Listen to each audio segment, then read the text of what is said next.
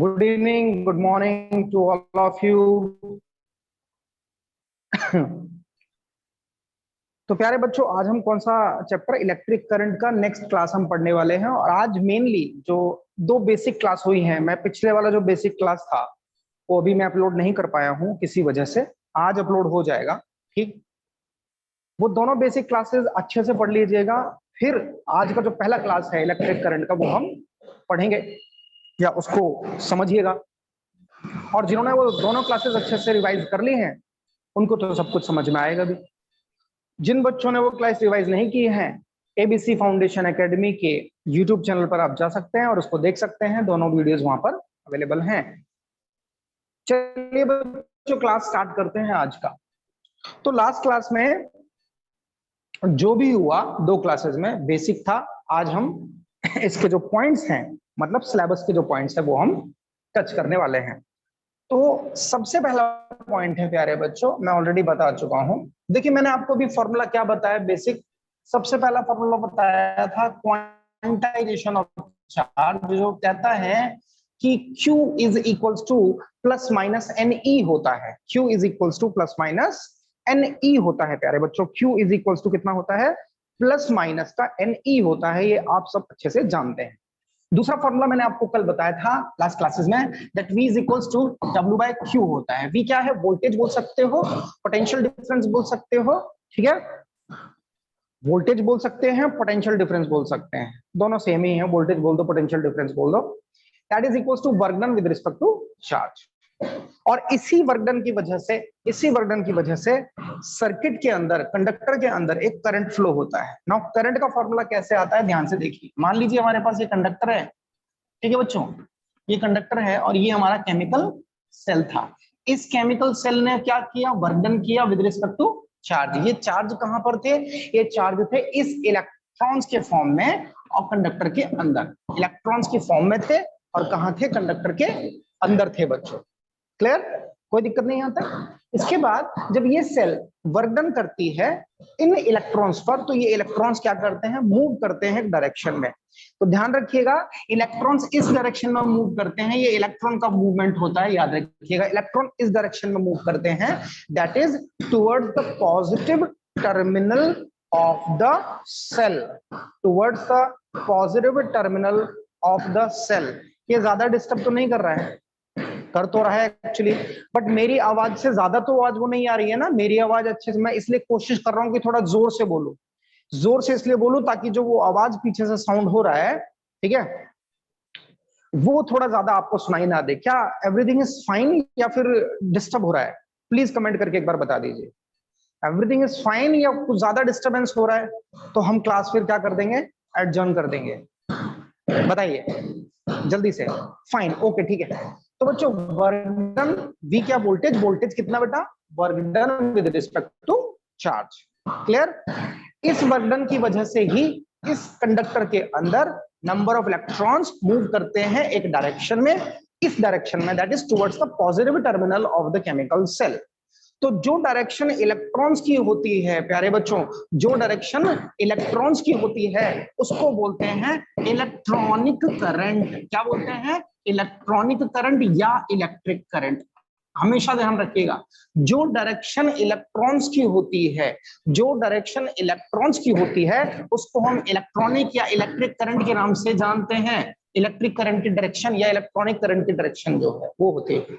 और इसके अपोजिट एक होता है कन्वेंशनल करंट। क्या होता है बच्चों, कन्वेंशनल करंट। तो याद रखिएगा, कन्वेंशनल करंट क्या है पहले तो समझते हैं, और इसकी डायरेक्शन कहां होती है।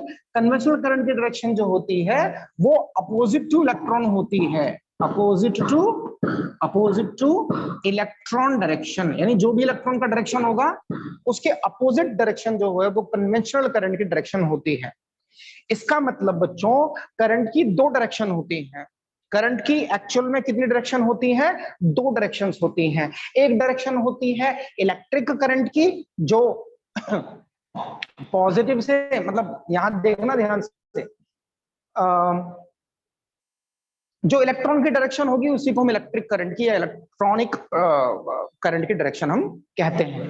दूसरा है कन्वेंशनल करंट। कन्वेंशनल करंट की जो डायरेक्शन होती है वो होती है opposite to what electrons, opposite to what electrons, electrons के अपोजिट होती है। अरे बस हमने किसके, इलेक्ट्रॉन्स के अपोजिट होती है। अब कन्वेंशनल करंट होता क्या है बच्चों, जैसे आपसे मैं कहूं कि आप सब जानते हैं कि गैसेस मूव करती हैं higher concentration to lower concentration, that is diffusion of gases, higher concentration to lower concentration, ऐसे ही होता है गैस का डिफ्यूजन। ठीक। दूसरा, अगर आप ध्यान से देखो तो always higher concentration to lower concentration की नहीं होता। एक सेकंड,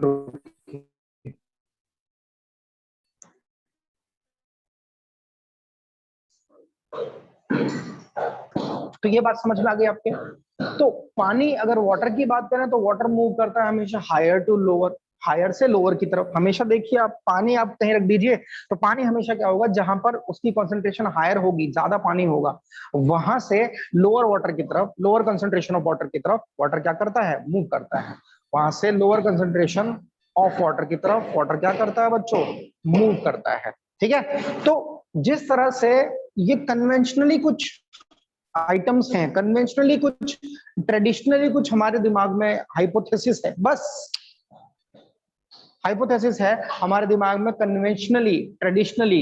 इसी तरह से ऐसा कन्वेंशनली या ट्रेडिशनली मान लिया जाता है कि करंट का डायरेक्शन पॉजिटिव टर्मिनल, जो कि हायर पोटेंशियल के नाम से जाना जाता है, इस पॉजिटिव टर्मिनल को हायर पोटेंशियल भी बोलते हैं, एचपी, और जो नेगेटिव टर्मिनल है इसको हम लोअर पोटेंशियल भी बोलते हैं, एलपी। हायर पोटेंशियल से करंट लोअर पोटेंशियल की तरफ फ्लो होता है। तो ध्यान रखिए, जनरली करंट की डायरेक्शन हायर पोटेंशियल से लोअर पोटेंशियल की तरफ, करंट का डायरेक्शन हम बेटा क्या करते हैं, अज्यूम करते हैं। कहां से कहां, हायर पोटेंशियल से लोअर पोटेंशियल की तरफ। Clear.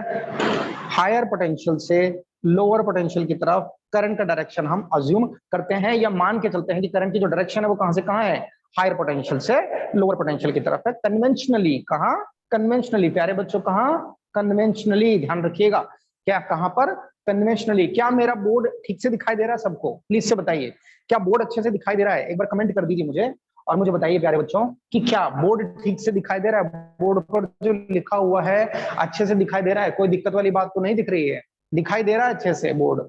Yes sir, okay, thank you, धन्यवाद।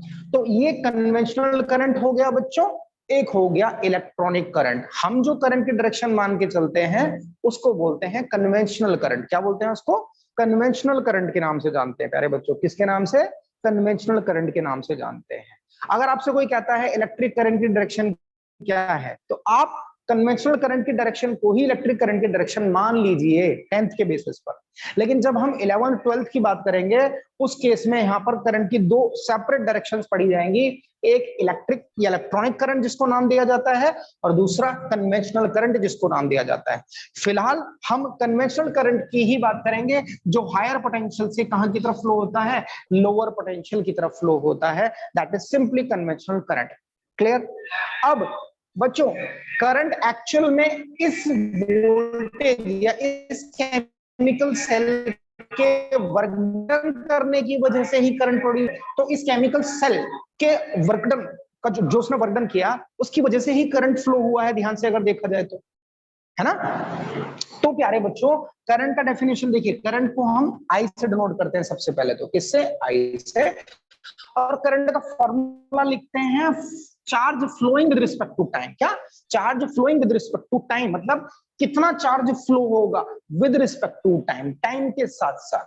जितना ज्यादा चार्ज फ्लो होगा उतना ज्यादा करंट होगा। फ्लो होने का मतलब ये है एक डायरेक्शन में फ्लो होगा। फ्लो तो पहले भी हो रहा था, बट पहले फ्लो हो रहा था विदाउट एनी डायरेक्शन प्यारे बच्चों, पहले फ्लो हो रहा था विदाउट एनी डायरेक्शन। लेकिन जैसे ही हमने केमिकल सेल लगा दिया, जैसे ही हमने क्या अप्लाई कर दिया प्यारे बच्चों, केमिकल सेल अप्लाई कर दिया, केमिकल सेल अप्लाई करते ही इलेक्ट्रॉन्स एक पर्टिकुलर डायरेक्शन में मूव करना स्टार्ट कर देते हैं। केमिकल सेल लगाते ही इलेक्ट्रॉन्स एक पर्टिकुलर डायरेक्शन में मूव करना स्टार्ट कर देते हैं, as a result of which उनका जो इफेक्टिवनेस है वो ज्यादा हो जाती है, बढ़ जाती है, और जिसकी वजह से इलेक्ट्रिक करंट फ्लो होता है। बात समझ में आ गई है? सिंपल सी बात है। यानी अगर मैं कहूं कि करंट के लिए रिस्पॉन्सिबल कौन है, करंट फ्लो होने के लिए रिस्पॉन्सिबल कौन है? Chemical cell. ऐसा क्यों? क्योंकि केमिकल सेल एक वर्णन करती है विद रिस्पेक्ट वोल्टेज, वी से डिनोट करते हैं इसको। किससे डिनोट करते हैं? वी से डिनोट करते हैं बच्चों उसको। फिलहाल V is W by Q, work done with respect to charge. अगर मैं इसका यूनिट देखूं बेटा तो यूनिट आएगा जूल पर कूलाम। यूनिट क्या आएगा इसका? जूल पर कूलाम इसका यूनिट आएगा। ठीक, क्यों? क्योंकि चार्ज का यूनिट होता है कूलाम और वर्क डन का यूनिट होता है जूल। और इसका ऐसा यूनिट अगर हम ध्यान से देखें तो ऐसा यूनिट इसका होता है बच्चों वोल्ट। क्या होता है ऐसा यूनिट इसका? वोल्ट। वोल्ट क्या है इसका? ऐसा यूनिट है बच्चों। करंट क्या है? करंट है charge flowing with respect to time. मतलब जितना चार्ज ज्यादा से ज्यादा फ्लो होगा, जितना चार्ज ज्यादा से ज्यादा फ्लो होगा उतना ज्यादा करंट फ्लो होगा। सिंपल सी बात है। जितना ज्यादा चार्ज फ्लो होगा एक पॉइंट से दूसरे पॉइंट तक। सर पहले भी तो चार्ज फ्लो हो रहा था एक पॉइंट से दूसरे पॉइंट तक, तो अब ऐसा क्या हो रहा है कि अब करंट फ्लो हो रहा है, पहले करंट फ्लो नहीं हो रहा था। पहले करंट फ्लो नहीं हो रहा था, अब ऐसा क्या हो रहा है कि करंट फ्लो हो रहा है ज्यादा। सिंपल सी बात है। पहले इलेक्ट्रॉन्स हेयर एंड देयर एक दूसरे से टकरा रहे थे, कोलिजन कर रहे थे। लेकिन जैसे ही हमने केमिकल सेल कनेक्ट किया प्यारे बच्चों, इस केमिकल सेल के कनेक्ट होते ही सारे इलेक्ट्रॉन्स एक पर्टिकुलर डायरेक्शन में मूव कर रहे हैं। सारे इलेक्ट्रॉन्स क्या कर रहे हैं? एक पर्टिकुलर डायरेक्शन में मूव कर रहे हैं प्यारे बच्चों। और जब सारे इलेक्ट्रॉन्स एक पर्टिकुलर डायरेक्शन में मूव करते हैं तो करंट फ्लो होता है। क्या फ्लो होता है? करंट फ्लो होता है। बेटा मेरी बात समझ में आ गई सबको? क्या फ्लो होता है? करंट फ्लो होता है। बोलो क्लियर है? कोई दिक्कत वाली बात नहीं है? जितने बच्चे भी कनेक्टेड हैं हमारे पास, इतने बच्चे अब से पहले कभी कनेक्ट नहीं थे? I think so. अभी हमारे पास 16 स्टूडेंट है, नहीं थे अभी 20-22 भी हो गए थे, आई डोंट नो। मतलब आज कुछ नए बच्चे ज्वाइन हो रहे हैं। मेरा कहने का मतलब सिर्फ ये है कि आज कुछ नए बच्चे भी ज्वाइन हो रहे हैं। तो जो बच्चे नए ज्वाइन हो रहे हैं उनसे मैं कहना चाहता हूं कि अगर आपने इससे पहले के जो लेक्चर्स हैं वो अटेंड नहीं किए हैं, ABC foundation academy YouTube channel पर जा सकते हैं। मैं डेली उस पर लिंक भेज देता हूं आपको, आपके जो ग्रुप है व्हाट्सएप उस पर भेज देता हूं। जरूर से उन लेक्चर को देख लीजिएगा पहले, उसके बाद ही पढ़ाई स्टार्ट करिएगा इलेक्ट्रिक करंट की। ठीक है, अच्छे से। तो प्यारे बच्चों, यहाँ पर करंट का formula charge flowing with respect to time, कई जगह पर इसको शायद आप ऐसा लिखा हुआ देख सकते हैं, लेकिन 10th क्लास में तो ऐसा नहीं दिखेंगे, है ना। इसको बोलते हैं चेंज। डेल्टा मतलब चेंज। ठीक है मतलब पहले चार्ज इतने फास्ट फ्लो नहीं हो रहे थे, बाद में चार्ज फास्ट फ्लो हो रहे हैं क्योंकि उनके ऊपर एक फोर्स लगता है। फोर्स लगता है, कौन लगाता है? ये लगाता है केमिकल सेल। और फोर्स लगने की वजह से उन इलेक्ट्रॉन्स में एक डिस्प्लेसमेंट होता है जिसको हम नाम देते हैं कि वर्क डन किया है। किसने? केमिकल सेल ने। मेरी बात यहां तक समझ में आ रही है? ऑडियो वीडियो सब क्लियर है तो कमेंट करके मुझे जरा बता दीजिए कि हाँ सर सब ठीक है। आप ये वाला फॉर्मूला याद रखेंगे करंट का, ध्यान रखिए। इसको याद रखने की जरूरत नहीं है, बट ऐसा भी लिखा देख सकते हैं। आप में से कोई बच्चा कमेंट कर दीजिए सर ऑडियो वीडियो सब बढ़िया चल रहा है, बढ़िया हो रहा है, एकदम सब बढ़िया चल रहा है, कोई दिक्कत वाली बात नहीं है। धन्यवाद। आज एनर्जी आ रही है मेरे अंदर बहुत सारी, पता नहीं क्यों। ओके, तो V is equal to W by Q और I is equal to Q by T. मैंने इसका यूनिट बता दिया आपको। ये फॉर्मूला कैसे ड्राइव हुआ ये भी समझ में आ गया बेटा? ये फॉर्मूला कैसे ड्राइव हुआ ये भी समझ में आ गया? क्या इसका सेंस है? ये समझ में आ गया। अब जो करंट है Q बाई टी, इसका मैं यूनिट क्या लिखूं बेटा? इसका यूनिट लिख सकता हूं कूलाम पर सेकंड। क्या लिख सकता हूं इसका यूनिट? कूलाम पर सेकंड। क्यों? क्योंकि Q जो है कूलाम है, इसका यूनिट चार्ज का, और टाइम का यूनिट क्या है प्यारे बच्चों? सेकंड है। टाइम का यूनिट क्या है? सेकंड है। और चार्ज का यूनिट क्या है? कूलाम है। तो कूलाम पर सेकंड लिख सकते हैं। बट इसका जो एसआई यूनिट है प्यारे बच्चों, इसका जो एसआई यूनिट है वो है एम्पियर। क्या है? एम्पियर। इसको वोल्ट को V से डिनोट करते हैं, एम्पियर को A से डिनोट करते हैं। ध्यान रखिएगा। साथ के साथ मैं आपको बताता चल रहा हूं, सारी चीजें लिख लीजिएगा अच्छे से। एम्पियर को A से डिनोट, ये सारी यूजफुल चीजें हैं आज जितनी भी पढ़ा रहा हूं। एम्पियर को A से डिनोट करते हैं और वोल्ट को V से डिनोट करते हैं। यानी कहीं आप लिखा हुआ देख लें इस तरह से 4V, इसका मतलब समझ लेना ये 4 वोल्ट है। इस कहीं आप ऐसा देख लो लिखा हुआ 2A, इसका मतलब है 2 एम्पियर करंट है। क्या है? 2 एम्पियर करंट है। ठीक है, इस तरह से लिखा हुआ देख लेंगे तो आप समझ जाइएगा क्या दिया हुआ है। कहीं लिखा हो 5V, इसका मतलब 5 वोल्ट है। कहीं लिखा है 10A, इसका मतलब 10 एम्पियर है। बात समझ में आ गई सबको? एम्पियर और वोल्ट, ये दोनों चीजें समझ में आ गई, वोल्टेज और, ठीक है। अब यहां पर देखिए क्वेश्चन क्या पूछ रहा है आपसे बच्चों, वेरी इंपॉर्टेंट क्वेश्चन। यहां पर हमेशा पूछ लिया जाता है कि भाई इसको डिफाइन करो। यहां तक सबने लिख लिया होगा, यहां तक सबने लिख लिया होगा बच्चों, यहां तक कोई परेशानी वाली बात नहीं है। अब जरा ध्यान से हाँ इरेज कर देता हूं।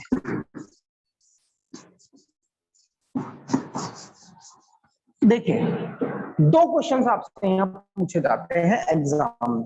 और कितने क्वेश्चन? 2 क्वेश्चंस आपसे एग्जाम में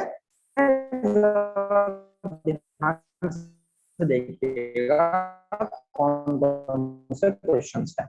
पहला जो क्वेश्चन नंबर 1 है, क्वेश्चन नंबर 1 जो है प्यारे बच्चे, डिफाइन 1 वोल्ट। अरे यार क्या हो रहा है ये? हाँ दिख रहा है। तो क्या है? Define 1 volt. क्वेश्चन क्या पूछ लिया जाता है आपसे? Define 1 volt. यहां पर क्वेश्चन पूछेगा आपसे डिफाइन 1 वोल्ट। 1 वोल्ट को डिफाइन करिए। ये आपकी एनसीईआरटी में क्वेश्चन है सीधा सीधा, तो देख लीजिएगा इसको बेटा। That is define 1 volt. क्या है? Define 1 volt. बट प्रॉब्लम चल रहा है, ऐसा लग रहा है मुझे, बहुत ज्यादा प्रॉब्लम कर रहा है नेटवर्क।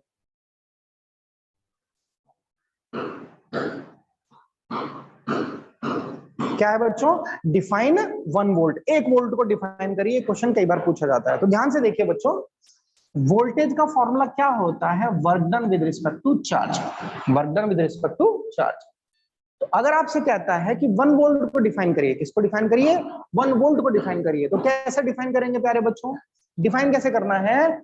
इफ, ध्यान रखिए, इफ ये Q जो है 1 कूलाम हो, कितना हो? 1 कूलाम, यानी 1 कूलाम चार्ज को, 1 कूलाम चार्ज को एक पॉइंट से दूसरे पॉइंट तक ले जाने में अगर वर्क डन कितना किया जाए?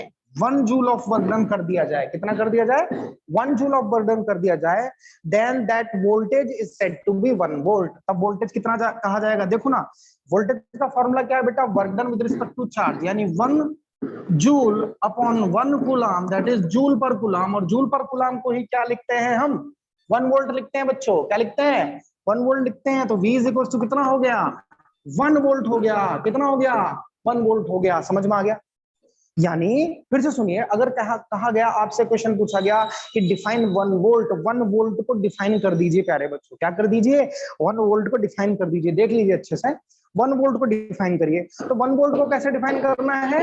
If 1 coulomb of charge moving from one place to another and the work done by the chemical cell is 1 joule.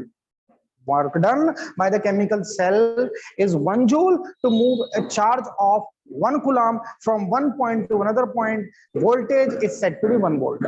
And that voltage is said to be 1 volt. उसको क्या कहा जाएगा? 1 volt voltage कहा जाएगा। क्या कहा जाएगा? 1 volt कहा जाएगा। क्या बात समझ में आ गई? थम्स अप दे दीजिए अगर बात समझ में आ गई तो। डिफाइन 1 वोल्ट ऐसे भी आप मैथमेटिकली भी सॉल्व करके बता सकते हैं, और जैसा मैंने स्टेटमेंट बताया वैसा भी बता सकते हैं। एनसीईआरटी से स्टेटमेंट कॉपी कर लीजिएगा, वही स्टेटमेंट लिखिएगा अपने एग्जाम में। एनसीईआरटी से कॉपी कर लीजिएगा स्टेटमेंट वही लिखिएगा। आप अपनी लैंग्वेज में भी लिख सकते हैं, बट कोशिश करिए।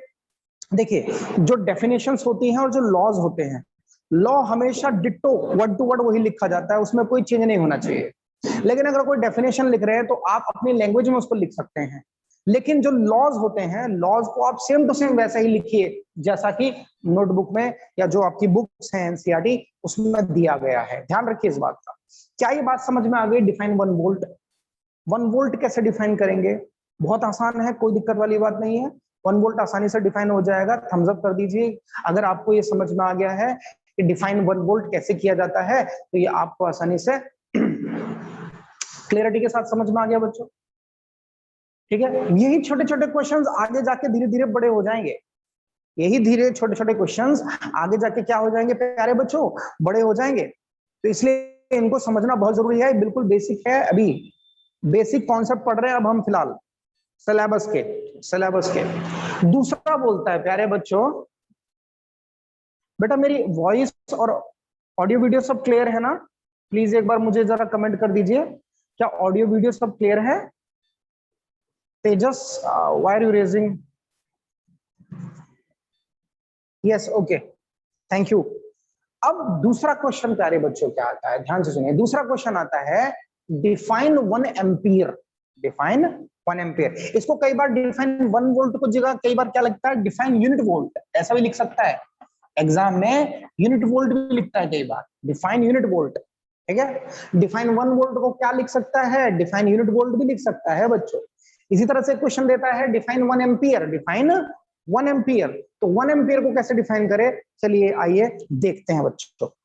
अब देखो बच्चों, डिफाइन 1 एम्पियर करना है। अब तो यहां लिखता हूं डिफाइन 1 एम्पियर, ठीक है।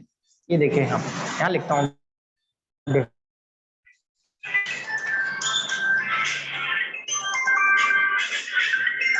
एक सेकंड रुकिए। हाँ, हेलो, हाँ, अच्छा मैं आ रहा हूँ 5 मिनट में, बाय। हाँ ठीक है, ठीक है, मैं आ रहा हूँ, बाय।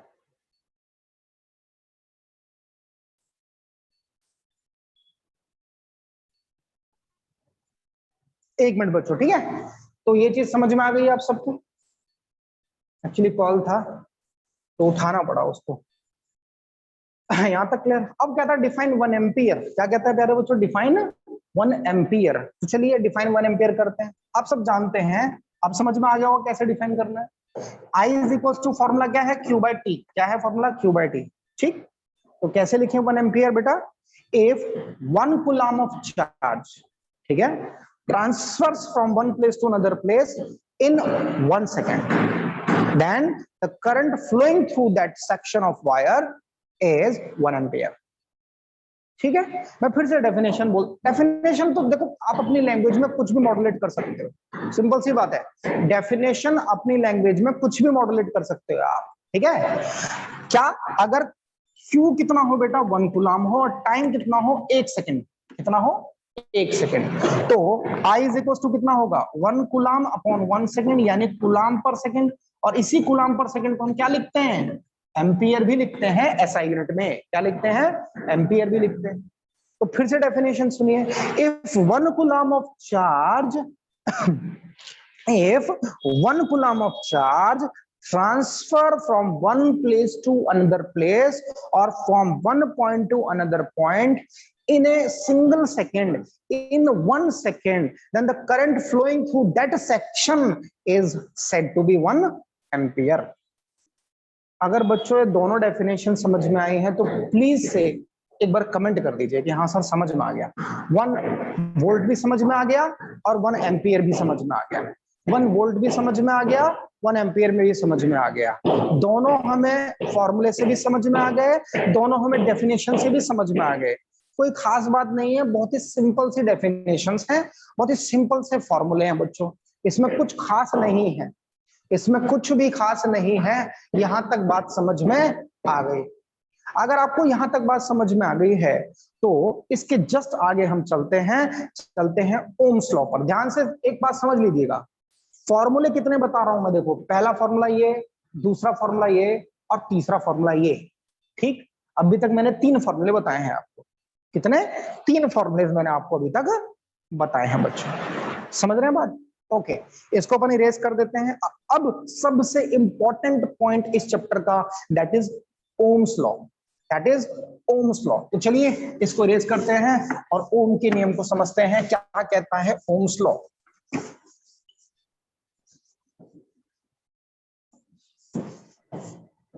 आई होप समझ में आ रहा है सबको, क्या है ओम्स लॉ, इसके बारे में जरा समझने की कोशिश करते हैं, क्या है ओम्स लॉ।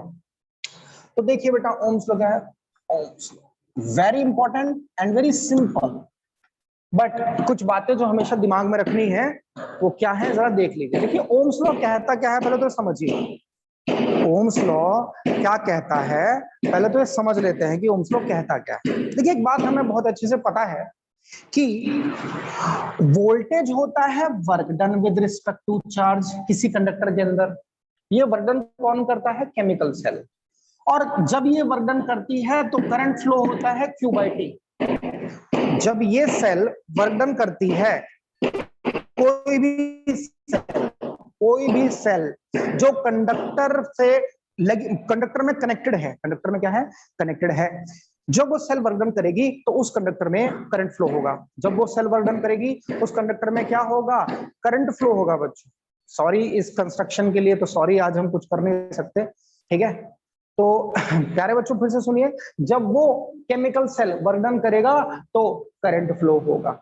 अब मैं अगर आपसे कहूं कि वो केमिकल सेल बहुत ज्यादा वर्क डन कर रहा है, अगर मैं आपसे कहूं कि वो केमिकल सेल बहुत ज्यादा वर्क डन कर रहा है, तो क्या करंट ज्यादा फ्लो होगा या कम फ्लो होगा? कमेंट करके बताइए। अगर मैं आपसे कहूं कि वो केमिकल सेल बहुत ज्यादा वर्क डन कर रहा है, अभी 10 जूल कर रहा था, बाद में 20 जूल कर रहा है, तो किस केस में करंट ज्यादा फ्लो होना चाहिए? जब 10 जूल वर्क कर रहा है या 20 जूल वर्क कर रहा है? बच्चों बताइए, जब 10 जूल वर्क कर रहा है या 20 जूल वर्क कर रहा है, कब ज्यादा करंट फ्लो होगा?